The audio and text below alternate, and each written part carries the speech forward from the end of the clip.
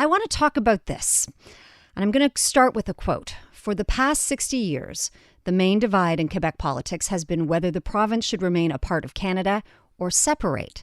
Now, those are the words of Antoine Dionne Charest. He penned them in an op-ed in the Montreal Gazette. He says there's a new political divide now, the liberal authoritarian divide, which is present here in Quebec, as well as elsewhere in Canada and Western democracies. Again, his words. Antoine Dionne Charest is a public affairs consultant, son of former Quebec Premier Jean Charest. Are you tired of hearing that yet? I'm very comfortable with it. Glad to be here. I'm glad to hear that. I'm very glad to have you here in studio today. Again, Antoine Dionne Charest joins us live in studio. Very nice to meet you. So Nice to meet you. I've been hearing a lot about you. There's a lot of chatter. I was curious about what it would be like to meet you in person. Let's start with addressing this op-ed that has a lot of eyebrows being raised. What is this new divide, the liberal authoritarian divide? How do you describe that? So, as you said, during the last 60 years, Quebec politics was fairly simple. Mm-hmm. You either voted yes, supported the PQ, or you voted no, and you supported the QLP. The issue was whether you were a federalist or a separatist. That's still present, but it's in the background right now. It's no longer, in my view, the main political driver. And the main political driver, and that's the case that I try to make in the op-ed in the Gazette, is that it's now between authoritarians on the one hand and liberals on the other. Now, I want to caveat that. I'm talking about political parties that are authoritarian leaning or liberal leaning. So what do I mean when I say authoritarian? Well, you promote state intervention and you're inclined to restrict individual freedoms. And I believe that's what the CEQ has done. Liberal, you're much more reserved in terms of state intervention and much more reluctant when it comes to restricting individual freedoms. That's what I think has replaced, in a lot of respects, the yes-no divide. Okay, and if it is not just unique to Quebec, if we're seeing it in Canada and other Western democracies, how is it manifesting itself elsewhere? Strong state intervention. Mm-hmm. I'm thinking about political leaders who say that they can change the state or the government, fire top bureaucrats. That's the type of authoritarian I'm thinking about, being highly critical of public servants and saying that they should change the public service, for instance. But also thinking about using, and in the case of the CEQ, using the notwithstanding clause without giving any justification whatsoever. I think that's a pretty clear example of a party that's authoritarian leaning. Mm-hmm. And if I can add, when Premier Legault says that anyone who disagrees with Bill 21, with Bill 96, or any policy of his government, and says, well, if you disagree with my policies, then you're anti-Quebec. Mm-hmm. In my mind, that's pretty clear. It's one thing. It's authoritarianism. Okay. So what do we do to combat this? Because I think it's fair to say we're not seeing what we need to see in any kind of movement against this from the current political parties or leaders. So one... by framing it, which is what I'm trying to do it. Mm-hmm. I hope I can convince a few people, say now the divide is between authoritarians and liberals. The other one is to remind the CEQ government, and Legault in particular, that not all Quebecers voted for them. Mm-hmm. And in fact, not a majority of Quebecers voted for the CEQ.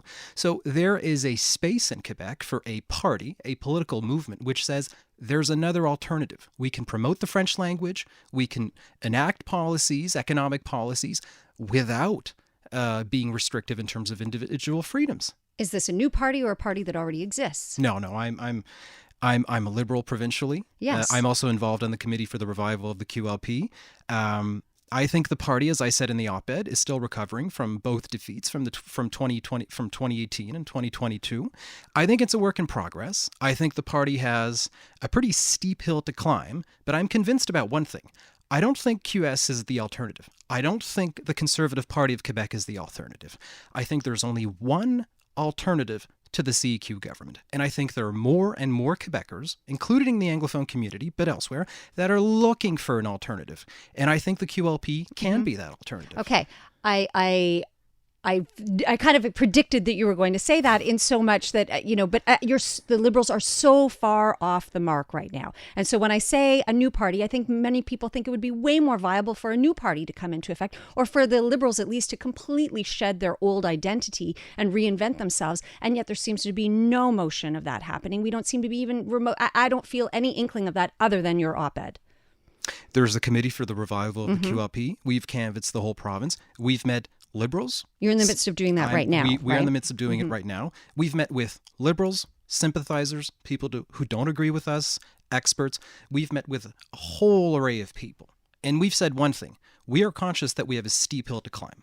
There are no illusions when it comes to rebuilding the QLP. But quite frankly, I think what we need is to modernize ourselves as a party. There's no need to create a new party. What we need is modernize the QLP. It's a work in progress, but we're doing the work. And in French, we would say, on est en train de faire nos devoirs. On est en train de faire nos devoirs. You're doing your homework. You're doing your groundwork. Yes. I think many people would say too little, too late. So Dan Delmar was one of the hosts who was filling in for us last week, and he was talking about your op-ed specifically, and he said that he found it to be, now these are his words, not mine, and they're fairly inflammatory, so bear with me here. Misleading, not credible, borderline propaganda, and insinuating essentially, in fact, he didn't insinuate, he pretty much said it, that you just don't want to use the word nationalism, that you're reticent to use that word, and that perhaps you're struggling with your own political identity because you cannot be a liberal and a nationalist at the same time. I would love for you to respond to that. I don't know what that means. In Liberal Party of Quebec, there's the word liberal for freedom. We stand for individual freedom, and the word Quebec. We defend the interests of Quebec. And I don't think there's any doubt in anyone's mind that Quebec is a nation. That doesn't mean that when we say that Quebec is a nation, that it includes. And when we say I don't think that's true. I think there's a lot of people that hear Quebec as a nation and immediately cringe and get their shoulders up and think, no, Canada is a nation, Quebec is a province. That's fine. That's fine. But there is a consensus in the QLP that Quebec is a nation. And I want to make a point here. I think a lot of people cringe because they feel that they're not part of it. And that's very true. I think they cringe because, and you know what? When they feel that they're not part of it, it means that somehow political officials or the party isn't doing its job. Now, I want to say, when I mean Quebec is a nation, when I mean that the Liberal Party of Quebec defend Quebec's interest as a nation, that includes everyone. And when we're talking about a political project, a liberal alternative to the authoritarian CQ, it needs to be an alternative that includes everyone. So I think I don't see any other alternative. Okay. Quite frankly. I still come back to that this has been a huge Liberal Party failure, and there's so much work to be done and not a lot of time to do it.